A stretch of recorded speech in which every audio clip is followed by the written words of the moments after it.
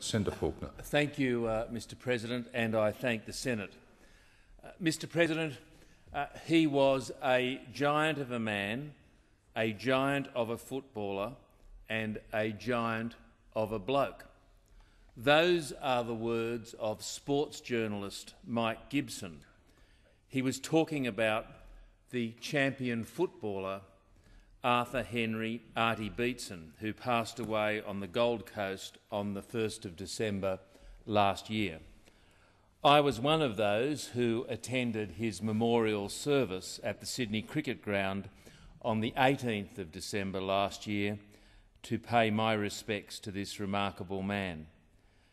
Big Artie, the kid from Roma in Queensland, was a champion prop forward, perhaps the greatest in the history of Australian rugby league football. His club career spanned 17 years, from 1964 to 1981, playing 291 games for Redcliffe, Balmain, Hull Kingston Rovers, Eastern Suburbs and Parramatta. He scored 38 tries and kicked just the one field goal. He captained Queensland in the first State of Origin game. He represented Australia in 14 tests, 2 as captain. Mr President, Arthur Beetson was inducted into the Rugby League Hall of Fame in 2003 and features in Australian Rugby League's list of its 100 greatest players. He has been named in the Australian Rugby League Team of the Century, the Queensland Rugby League Team of the Century, and the Indigenous Australian Rugby League Team of the Century. But Arthur wasn't one for accolades and ceremonies. He didn't attend the 2008 Centenary Ball where he was inducted into the Rugby League Team of the Century. At the time, he said he wouldn't be attending because of his fears for the future of the game, as well as the fact he couldn't wear shorts and thongs to the event. Mr President, his hand-eye coordination and sharp reflexes saw Arthur excel in many sports, but it was rugby league where he made his name.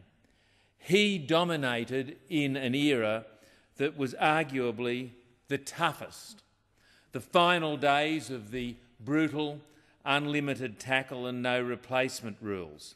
In fact, the Bulletin magazine described the 1966 season as open season for headhunters, the kidney kickers and the vicious stiff-arm tacklers, especially when traditional rivals like the mighty Balmain Tigers and South Sydney lined up. Queenslanders claim Artie as one of their finest, but it was actually in New South Wales where we saw so many of Arthur's greatest achievements, on and off the field, playing with Balmain, Easts and Parramatta, and coaching Cronulla Sutherland. Artie's league career started in Roma, but it was when he moved to the Big Smoke in 1964, playing in the Brisbane Rugby League competition, that he really started to make his mark. He played in the 1965 Redcliffe Brisbane Rugby League Premiership winning side, winning the club's Player of the Year award. Talent scouts from Sydney got the word to Harry Buff, the Balmain coach, that the kid from Roma was the real deal. He headed along to Balmain with another talented Queenslander, Kevin Yo-Yi, at the conclusion of the 1965 season. Mr President, Artie debuted for Balmain Tigers at the SCG on the 2nd of April 1966 against the all-conquering St George Dragons.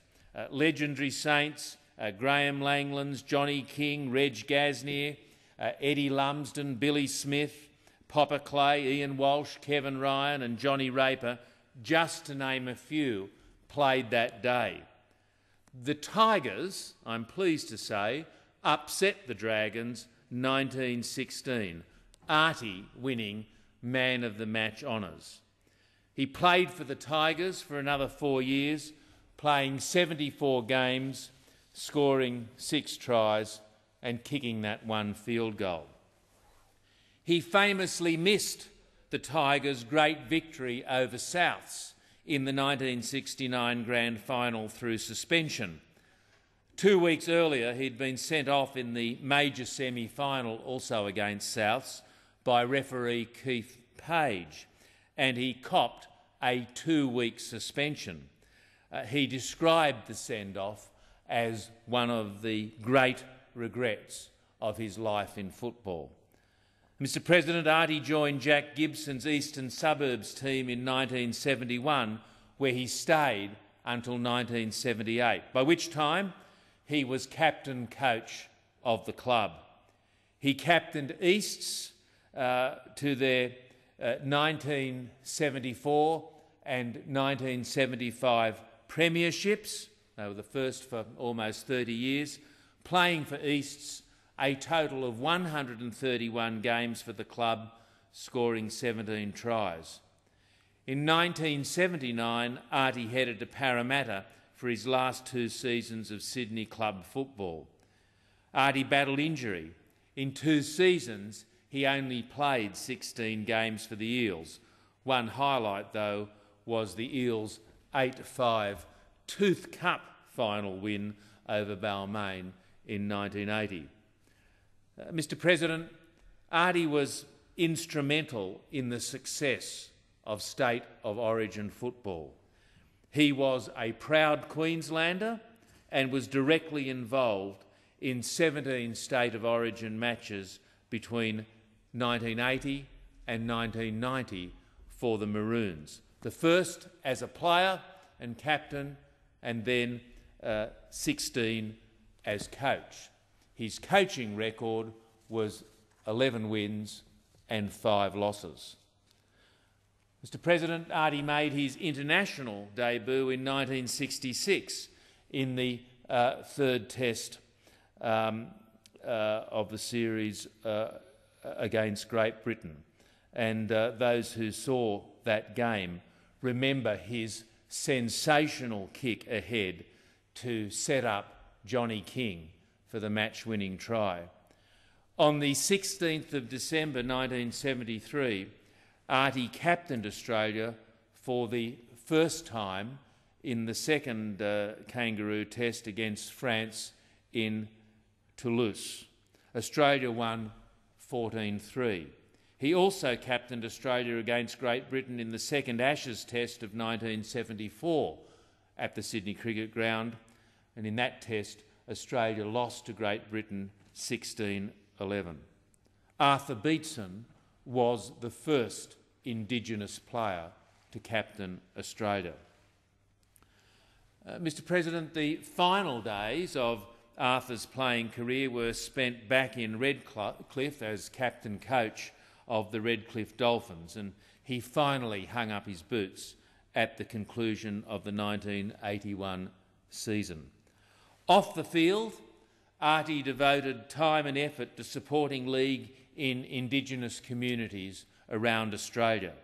He spent time in places like Everleigh Street in Redfern, talking to young people, undoubtedly inspiring many of them to improve their lives, certainly encouraging them where he could to pick up a footy.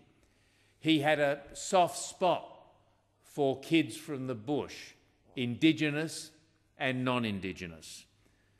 He was a natural athlete. He was a junior champion at tennis, a boxer, squash player, and unbeatable at pool and snooker. He was also a famous tooth man and constantly battled with his weight. When Jack Gibson heard Artie was losing weight, he replied, Don't worry, he'll find it again. Another great story tells of an end-of-season Pacific cruise where Arthur embarked a hefty 16 stone to return a fortnight later, tipping the scales at 19 stone. Mr President, at the SCG memorial service, Artie Beetson's fellow rooster and great mate Johnny Peard, the bomber, stole the show with some wonderful anecdotes about his mate. And I'm indebted to the Southern Highlands branch newsletter, the only genuine Labor Party periodical in Australia, which recorded Johnny Peard's words. Quote, Arthur had a lot of hotels.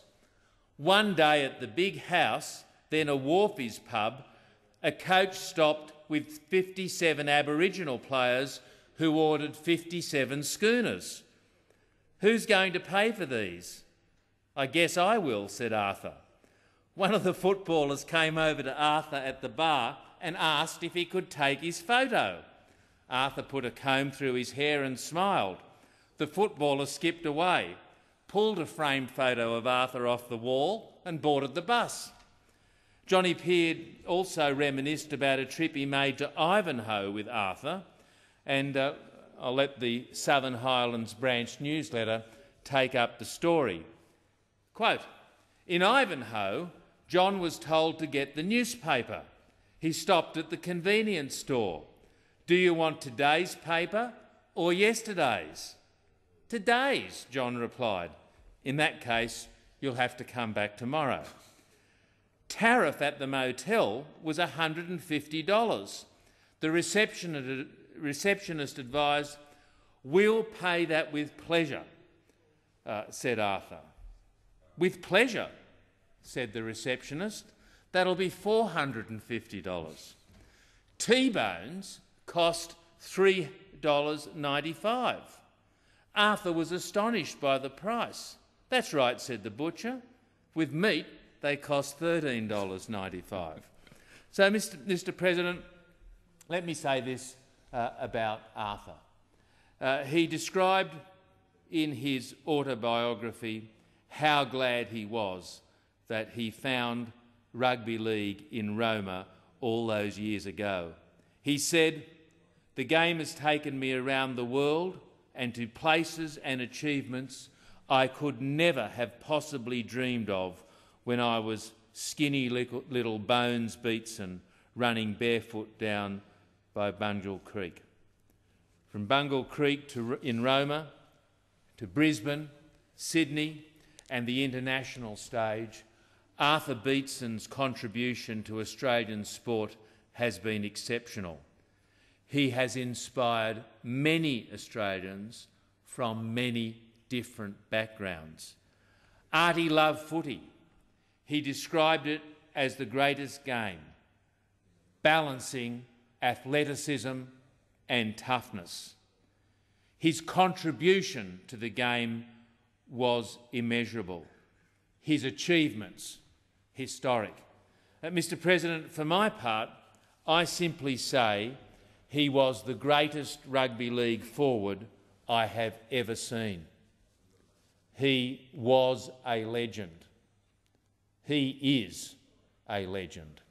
And my sincere sympathy goes to Artie's family, friends and fans on his death.